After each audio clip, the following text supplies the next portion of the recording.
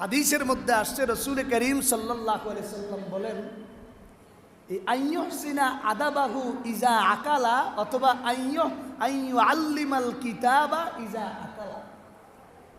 সন্তান যখন কথা বলতে শিখলো, কথা বলতে জানলো, কথা একটু একটু বলতেছে, 2-2.5 বছর বয়সে সন্তানকে আপনি শিষ্টাচার শিক্ষা দিবেন। সন্তান যেই কোনো কাজে যেন বলে বিসমিল্লাহির রহমানির রহিম। এটা সন্তানের পাওনা আপনার কাছে।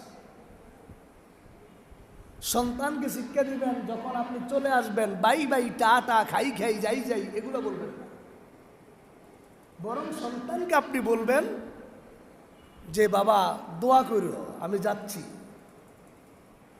এইভাবে ইহুদি খ্রিস্টানদের কালচার। আমরা তো এটা বলতে পারলে, সন্তান যদি বলে টাটা, তখন আমরা অনেক খুশি হয়ে যাই। আবার সন্তান মোটামুটি বিদায় জানাতে জানে, এটা নয়।